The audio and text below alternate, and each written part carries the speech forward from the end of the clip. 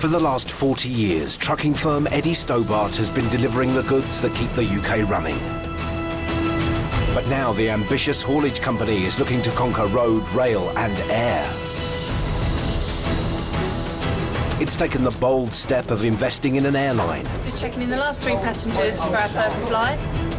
Developing an airport for London. It will be amazing, trust me. But its bread and butter will always be trucking. Very Stobart stopped for a day, you'd end up with no stock on the shelves.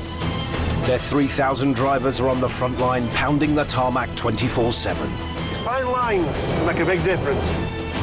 Delivering the essentials no matter what the challenge. We've got a problem. Oh, they shut the bloody road because the white out again. Come on! Coming up, Stobart takes to the skies. The aircraft that's coming in is on approach, so we're just getting all to battle stations. But they could be grounded. All right, guys. It's not a shame. One driver heads to the wilds of Scotland, but it's a treacherous path. Weighs too much, you'll just fall over. And top trucker Mark Dixon is feeling rejected. Got 1 pallet refused plus 5 cases. It's just one of them things, it's haulage.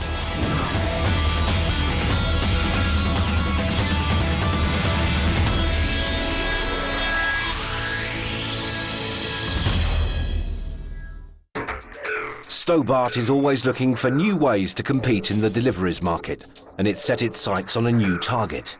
Scotland's forest and timber industry. It's worth over 1.7 billion to the economy. To tap into this lucrative business, Stobart splashed out on its first log wagon so it can start transporting timber. It's exciting, it's a great bit of kit, it's really good, it's fantastic really.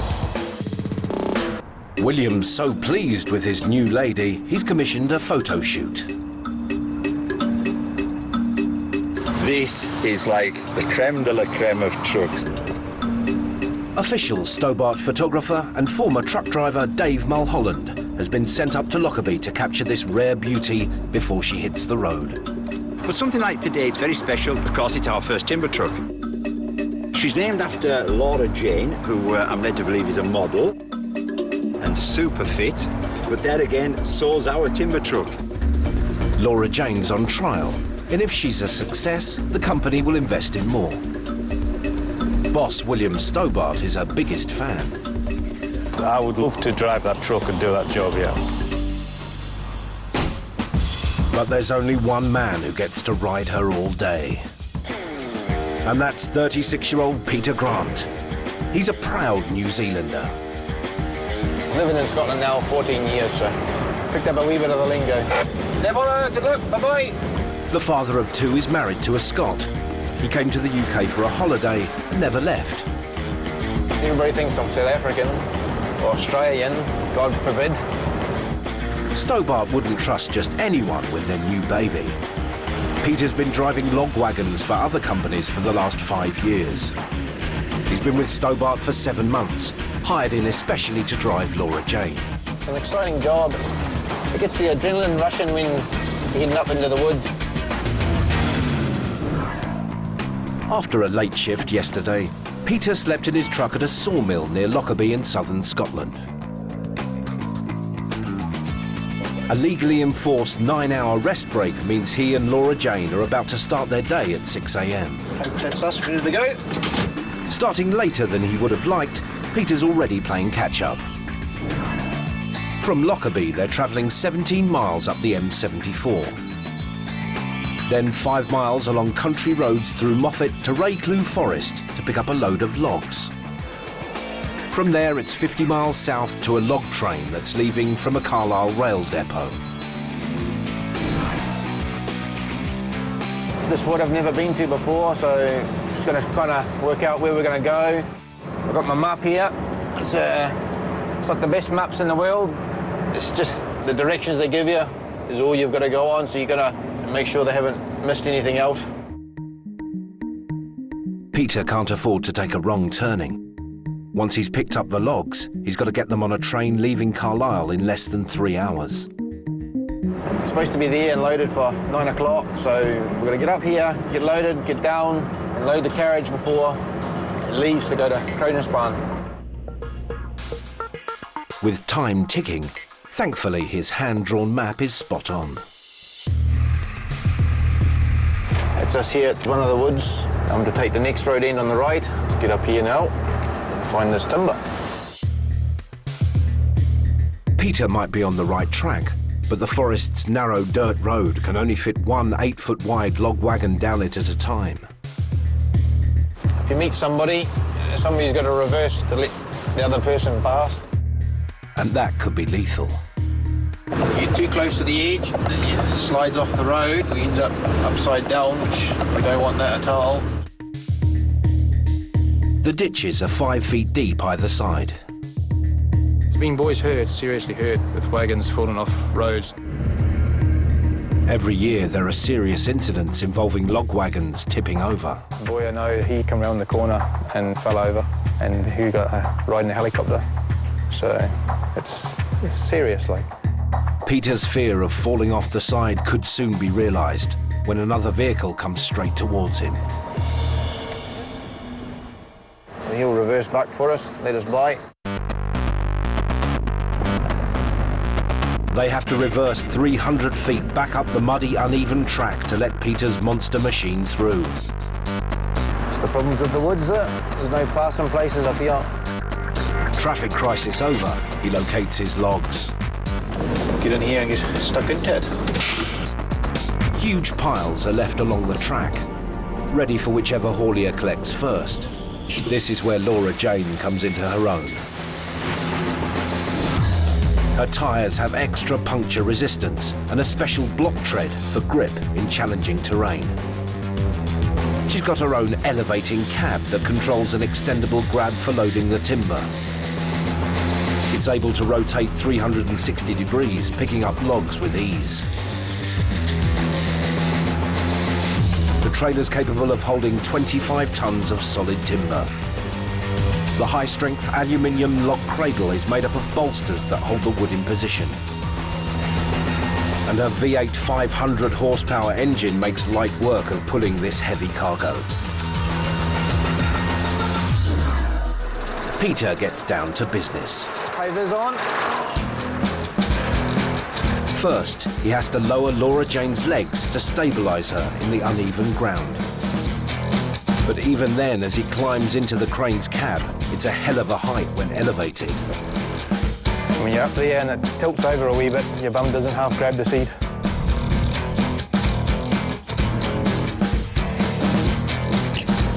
With a train to catch, Peter's got to crack on. He uses Laura Jane's crane like an extended arm. The crane's grab lifts over a ton of logs at a time. And Peter's perfected his technique to manipulate the timber into position. To speed things up, Laura Jane's bolsters conveniently slide back to move the first full load to the rear of the trailer. In just 15 minutes, Peter's almost done. He tosses an imperfect log back onto the pile, as the train won't accept any logs over 10 feet. I've just left it. Somebody else can take that one. He carefully straps down the timber. Make sure it doesn't come off on the road. If it flew off and hit somebody, it could be fatal.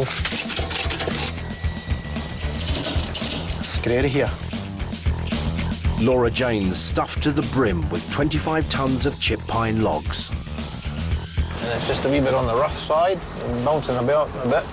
Now he's fully loaded. Peter's chances of tipping off the edge of the track are even greater than when he was empty.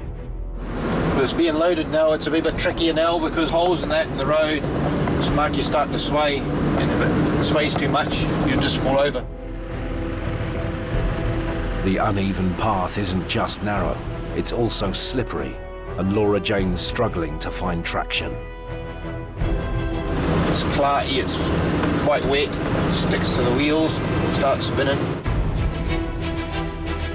The light's flashing on the dash to say that it's losing power. Peter needs to gain back control because if he doesn't, his wheels could slide off the track and he'll be over on his side. No good at all. He's got to hold on for another 100 yards.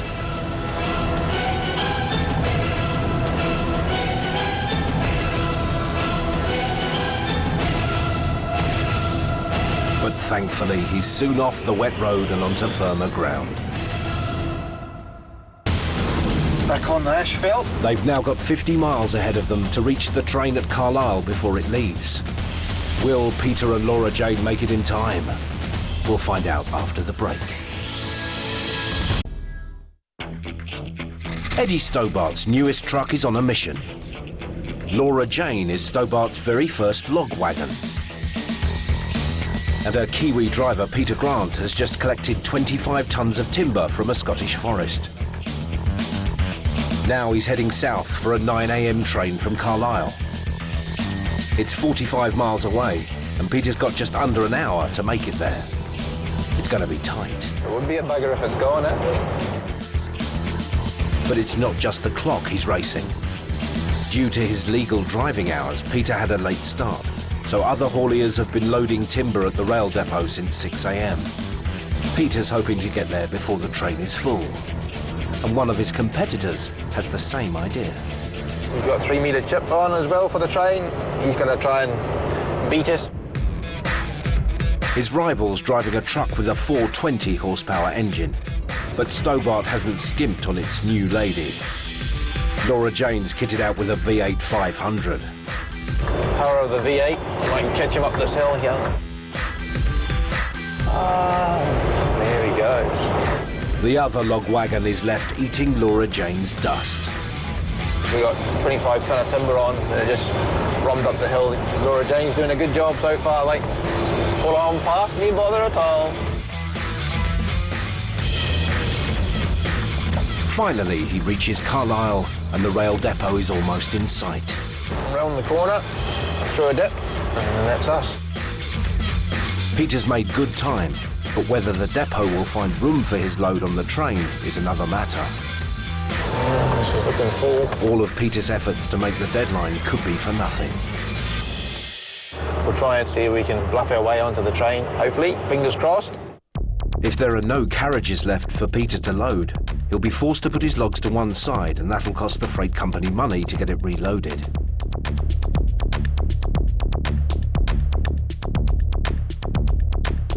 Let us in here, we're just going to load one of the last carriages before the train will be ready to go.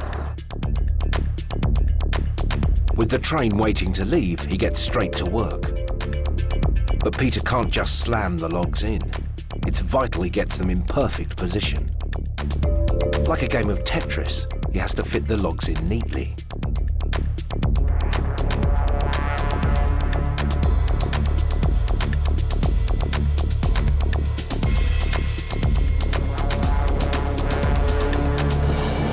His logs are loaded, but the pressure's not off.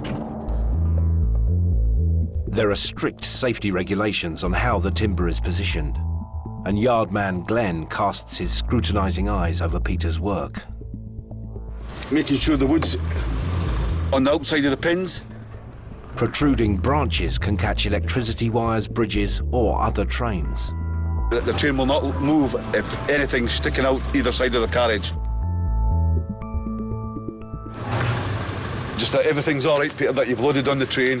It's in spec with the pins, and you're free to go. And that's us, back into the woods. The newest addition to the fleet has completed a challenging run, and she's done her bosses proud.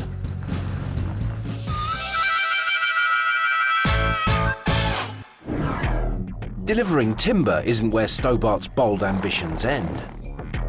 It's now reaching for the sky and looking to transport passengers. We're moving into air. We just wanted to develop the airport. There'll be flights basically going all over the world. The plan started in 2008 when it bought Southend Airport in Essex for £21 million. Stobart has invested a further £30 million to expand the airport in time to accept large passenger planes for London's 2012 Olympics. Control tower's done, they're on building a new terminal, runway is getting extended at the moment. As well as a new terminal, They're even building their own railway station right next door. Southend Airport is a 40-minute train ride to Stratford Station, 36 miles away in East London, a stone's throw from the Olympic Stadium.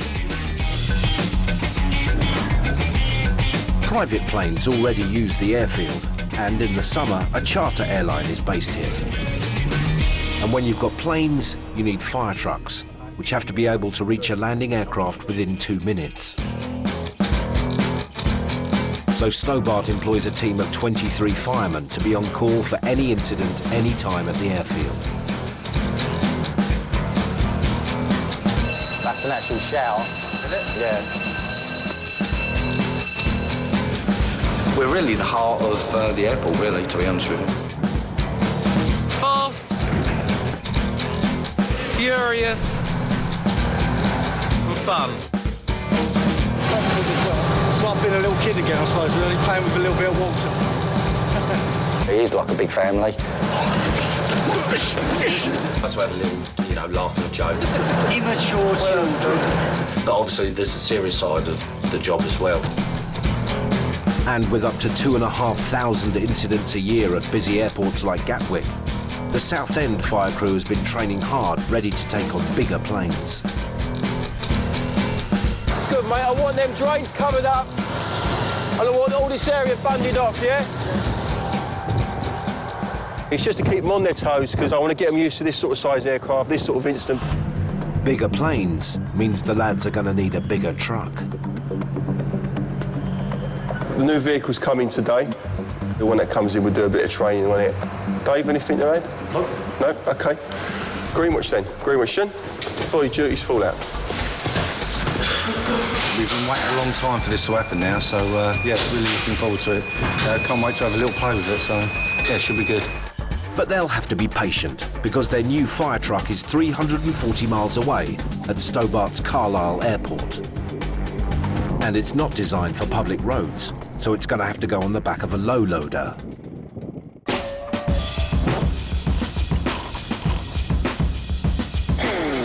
Transporting it is veteran trucker 56-year-old Ian Wilson. On this job, you just take the rough with the smooth. No nonsense, Ian usually transports machinery for Stobart Rail, and he's been driving these low loaders for 26 years. Once you get in the truck in the morning, you're your own boss. When I'm on my own, I'll not fall out with anybody, will I? Ian and his truck Lily Jean are taking on this 18-ton load. It's a hefty weight, but the low loader is built for the job. That way, further forward. At a push, it's capable of pulling up to 6 double-decker buses. That's it. Get it chained on now. But if this heavy beast fell off on the motorway, it could cause a major catastrophe. So Ian's making sure it's secured for the ride. Just put these ratchets on. Once these are on, it'll go nowhere.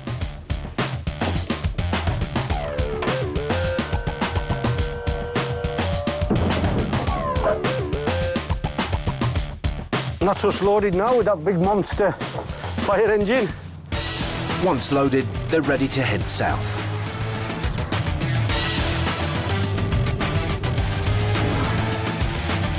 From Carlisle, Ian's driving 340 miles down the motorway, all the way to the airport in Essex.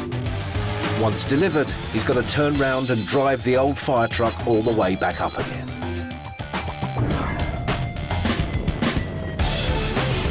Certainly different, that thing on the back. And everybody's having a bit stare as they go past, because it's not every day that Stobarts carry a fire engine.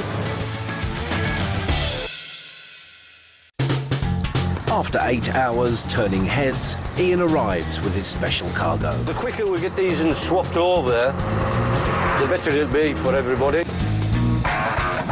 And fireman Steve can't wait to get his hands on her. It is a new fire engine, looking lovely as ever, nice and shiny. There's more to her than her gleaming red coat. This custom-made hottie is made by fire truck manufacturer Chubb. 3 firemen can fit in a cab that's fitted with all the mod cons.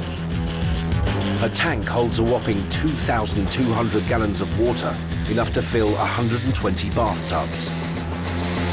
She pumps out 1,000 gallons a minute and can reach her target from as far away as 50 feet. She's got her own retractable floodlights for nighttime incidents. And fully loaded, she weighs over 28 tons. Brand new, this flashy babe cost over £500,000. And as Ian untethers the beast, the firemen are just itching to have a play.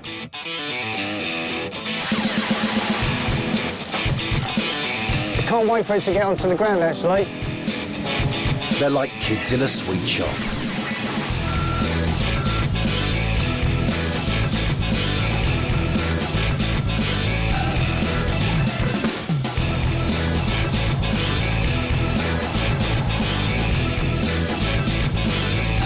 I think the lads are fair happy with it, with the new machine.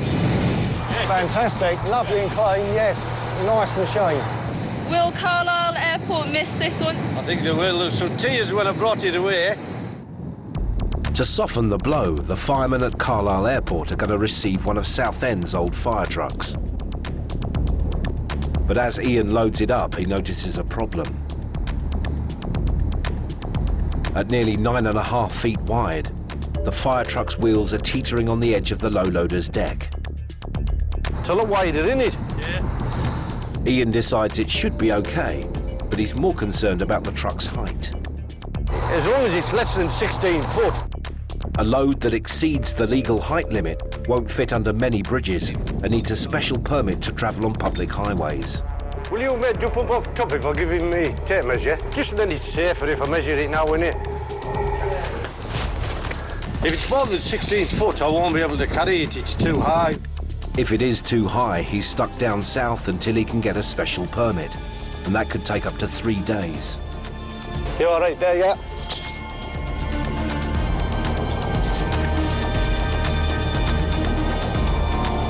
$15.2, so we're all right. Yeah, I was a little bit concerned about the height, but we've got it measured now and it's okay.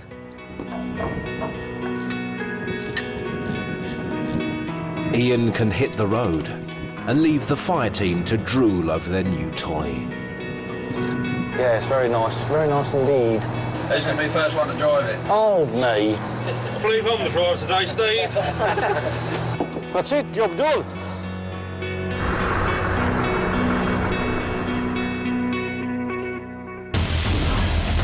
Coming up, top trucker Mark Dixon is feeling homesick. It's not nice not being in your own truck. I miss it. It's just not the same. And can Eddie Stobart conquer the skies? Just checking in the last 3 passengers for our first flight. Eddie Stobart is one of the most iconic haulage companies in Britain. Part of its appeal is that it names its trucks after girls.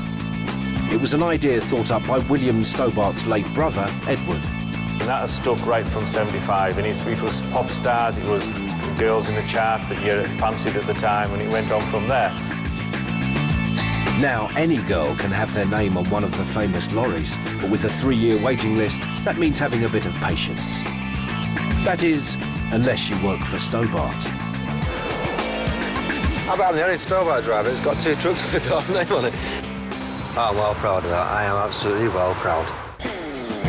Former carpet fitter Mark Dixon is one of Stobart's top truckers.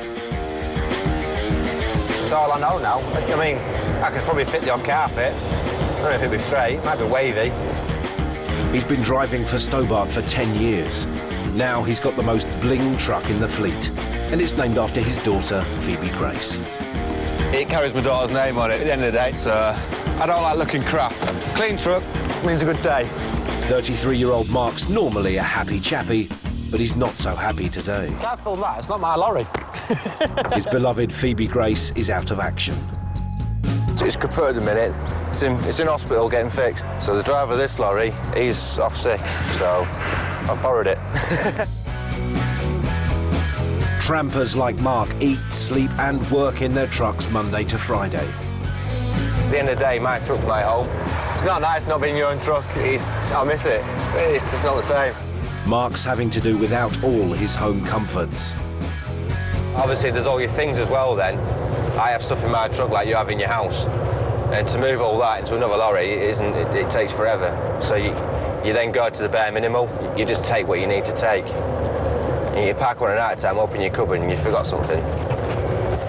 So hopefully they'll fix it this week and I'll get it back. He's just arrived at a factory in Somerset and is being loaded up at one of the biggest fruit drink manufacturers in the UK. Gerber Juice imports over 80,000 tonnes of purees, pulps and concentrates from around the globe to produce over 2 million gallons of drinks a week. Basically got a lot of juice today. Bit of a juicy day. On board Mark's trailer is 26 pallets of orange juice destined for a London wholesaler. Okay. He's nearly at the maximum load he can carry, but that doesn't bother him. I like heavy loads, mate. I like my truck to work. And when you're pulling stuff like this, your truck works. Hence the fact mine's in the garage now. Mine's worked a bit too hard. From Bridgewater, Mark's travelling 150 miles to Hemel Hempstead for his first delivery to a drinks wholesaler. To avoid all the traffic on the M4 and all that, I'm taking a scenic route across the 303. It just makes it more interesting, a bit more fun, a few more hills, a bit of stone ends to see. Getting out and seeing the countryside is one of the perks of being a truck driver. Bit of a misty day today. Just went past Stonehenge and I blinked and missed it. After a hassle-free journey, Mark and Olivia Grace arrive at their delivery point on time. That's the gate, we're here. He backs onto the loading bay.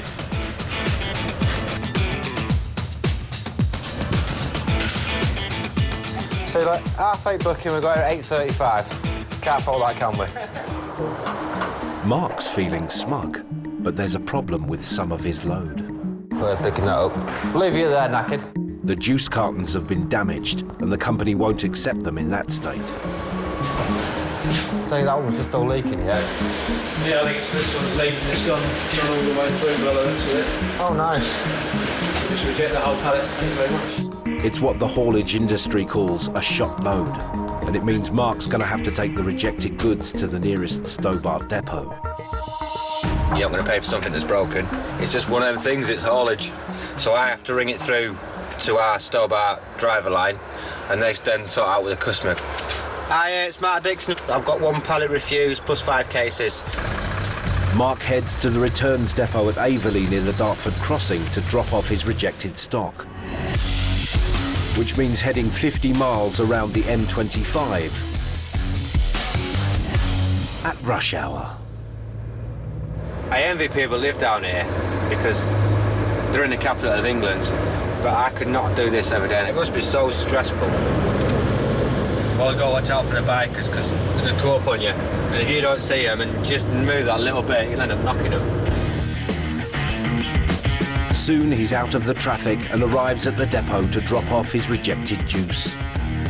We'll go in here now and get the pallets taken off. Just one, it's on this side. I'm all juicy. So what I'll do now is that'll get put on a trailer, take it back to where it's come from, i.e. this will go back to Bridgewater, along with some other pallets probably. Just one more job to do. Doing clips up, it just seems to go on forever. It's like one, then another one, then another one. But boss William Stobart is quite particular about how the curtain side trailer straps look. See, this is a Stobart thing, tucking all the... You'll get a lot of people just clip them up like that, and that there blows everywhere. And it's absolute pet hate. Strapped up and ready to go. Ready to rock and roll. Mark can head back to his HQ in the Midlands. Cheers, mate, thanks a lot. And most importantly, he'll be back to pick up his beloved Phoebe Grace. At Stobart's Southend Airport, the fire team is preparing for the arrival of its first daily passenger service in 20 years. With so few flights a day, the fire team is trained to do more than respond to emergencies. We're basically firemen, that's our actual main job, but we're baggage handlers, marshallers of aircraft, we do fuelling. And they even carry out pest control, clearing the runway of birds who play havoc with the plane's engines. No, it's not going too well at the moment. I think I might have to get the gun out. Job done. The multi-talented fire team multitask to keep the airport running. It's just like Mr. Ben, actually. When I was little, we used to walk through a wardrobe, come out, and we come out in a different uniform. And with Stobart's first passenger plane from Waterford Island just minutes from landing, their various skills are going to be put to the test. Looking forward to it today, actually. Everyone's a little bit sort of jumpy, but yeah, be good, be good. It's supposed to be in at 5 to, I believe. 5 to 9. Oh, 5 past. 5 past 9. Get it right. Well, if I'd known it's 5 past 9, I would have turned up an extra 10 minutes late. Stobart has even bought a stake in Ireland's Air Arran, so there's a lot riding on today being a success. Everybody's waiting in anticipation, really, because this is the first passenger flight into Southend. The company reckons if it can handle pallets, it can handle passengers. It's all about transportation, moving goods from A to B. And if you can move passengers from A to B, it's the same thing. It's a big milestone for Stobart, so they want to make it a memorable occasion for their first ever passengers. We're excited about this being the future, really. It's going to really put Southend on the map. The public face of Stobart Air is the ground crew. You look good for the morning. Oh, well. Fireman Chris Hill's girlfriend Amy is one of Stobart Air's 17 check-in staff. Right now we're just going through the check-in system, just checking it works, because it's the first time we've gone on the live system. Just getting, making sure the printers are working. 21-year-old Amy Such has been working at the airport for 5 years. I woke up with major butterflies and a bit nervous that nothing would work, but you come in and everything's working, so that's really good. If it all goes smoothly with Air Arran, other airlines might follow suit, and more airlines means more income. Hello. Hello there. The first passengers arrive at check-in, and they're familiar faces to Amy. Do you need another one? It's her mum and dad. You're a bit early. I thought everyone was going to be here, but it's very quiet. So you get first pick of the seats. They're off on the return flight to Waterford. Amy's first check-in goes off without a hitch.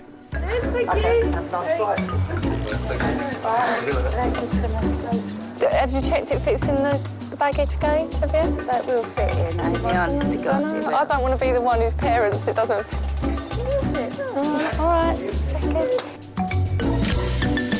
My first passengers were my parents. I made them get up really early and come in, maybe a little bit too early, but they got the best seats on the plane, so that's good. The rest of the passengers are coming thick and fast. Very exciting. It's my first flight ever. Good morning, check-in.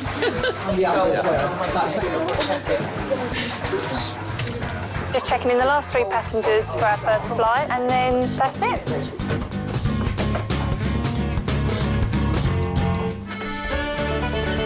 As it's the start of a new venture for Stobart, they've laid on the entertainment and a bit of a spread. But not everyone's able to enjoy the hospitality. We're just getting ready. The aircraft that's coming in is on approach, so we're just getting all to battle stations now. Southend's firemen take up their various positions around the airport. Amy's boyfriend Chris is on fire duty, so heads to the truck. Didn't know if you used to show up. The flight is only minutes away. And fireman Steve gets into position on the tarmac to marshal it in. Got my 2 bats, ear defenders, safety glasses and my gloves. As the plane approaches, Chris and the rest of the firemen head toward the runway and are poised and ready for action should there be an emergency.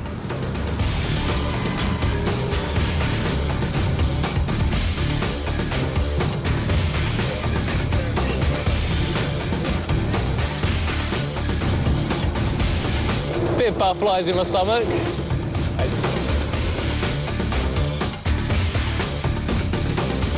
Once it's safely on the ground, the firemen have got another important task. They're christening the aircraft in a traditional airport firemen ceremony with a water cannon salute. It's a custom airport fire departments the world over perform.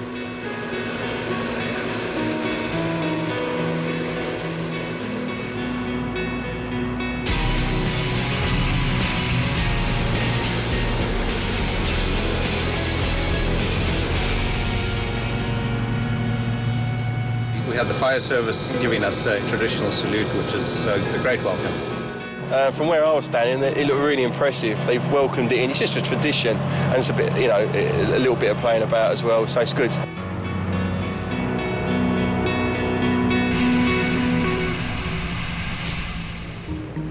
Fun over, it's back to work. And for Amy and the check-in crew, things aren't running so smoothly.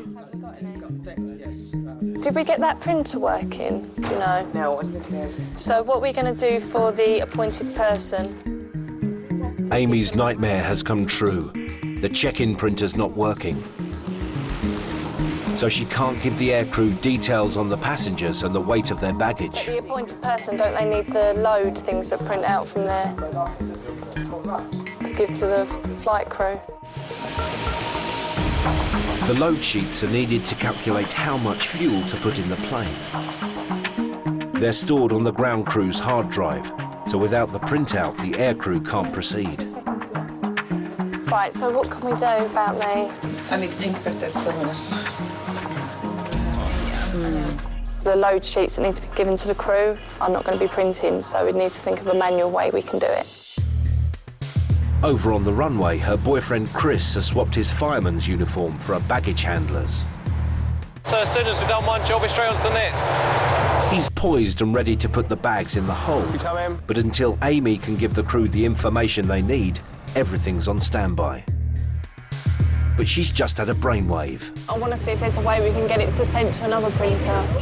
She's asking the airline's Dublin office to print out the load sheets and fax them through. But they need to hurry. They've only got 25 minutes to have the flight loaded, boarded and ready for takeoff. Just waiting for the load sheets, they've not come through. So as soon as they're through, I can tell the flight crew where they need to put the bags and speak with the pilot. All the baggage handlers can do is wait. Coming up, will Stobart's first flight make its delivery on time? Not started boarding yet? Okay. As the team struggles with the aircraft. All right, guys. Start showing.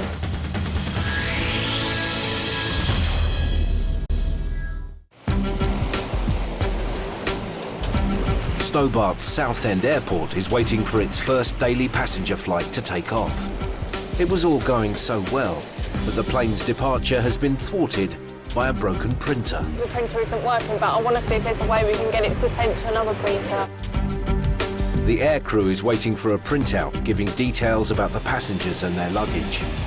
With the clock ticking, fireman come baggage handler Chris wants to find out from his girlfriend Amy what's causing the delay. Sorry, I can't load it yet because I don't know the amount of bags. Don't know the amount of bags? No. Oh. As soon as I get them, I can load. The passengers are still in the departure lounge enjoying the free refreshments, but Amy needs to get them boarded if the flight's to take off in time. Where's Claire? The pressure's on the airport crew. Stobart has invested in this airline, so there's a lot at stake if they get it wrong. Amy gets the information to come through on their old fax machine and races to get it on the plane. It all happened so quick, and because the printer's not working, we had to go get a fax, so it's just a bit rushed, but it's okay.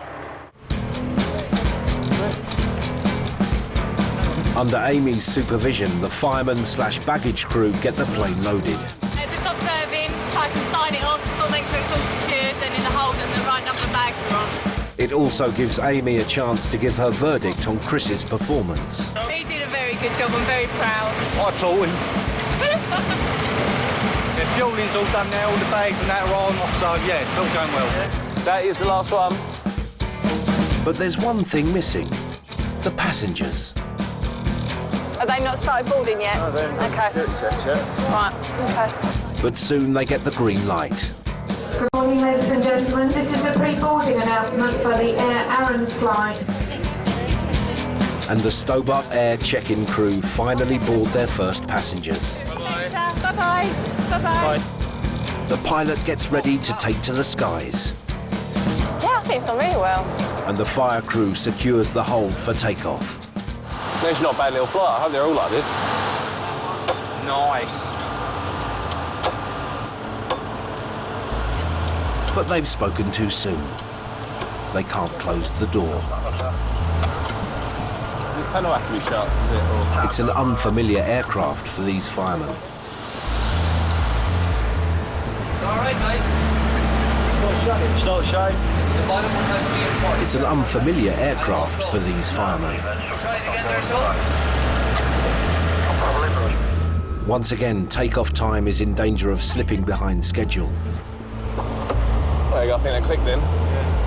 Chris and the lads are still desperately struggling with the latch. The 25-minute turnaround is fast running out. But finally, they get the knack. That's the one. Just in time. Oh, little problem with that door. There's a little latch we didn't know about. Backside of everything done, so I can now go and warm up.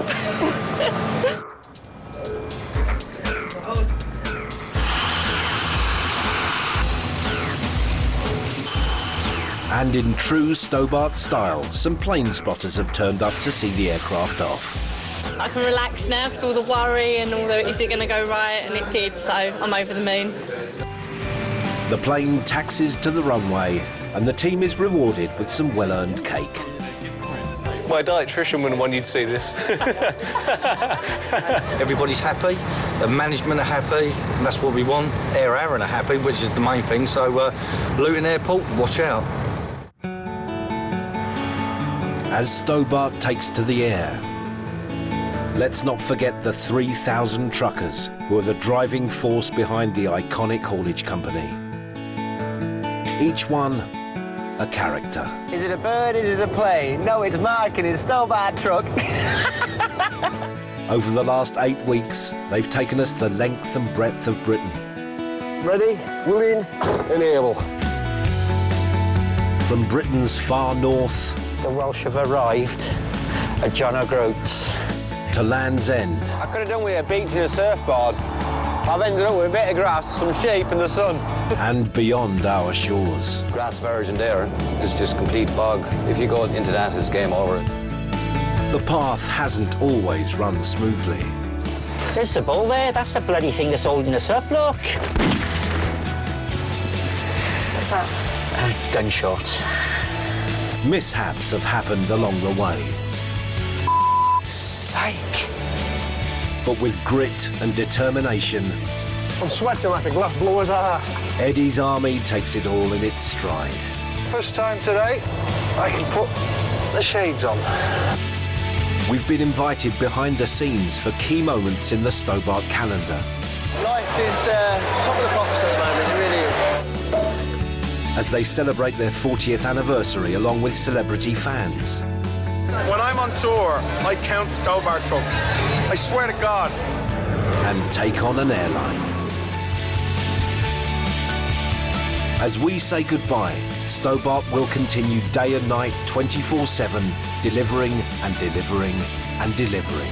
And if the truck wheels stop moving, everyone suffers. Whatever the weather, whatever the challenge. We can do some serious ice road trucking now. So next time you're on the motorway, remember to look up and give the guys in green a wave. You might just make their day.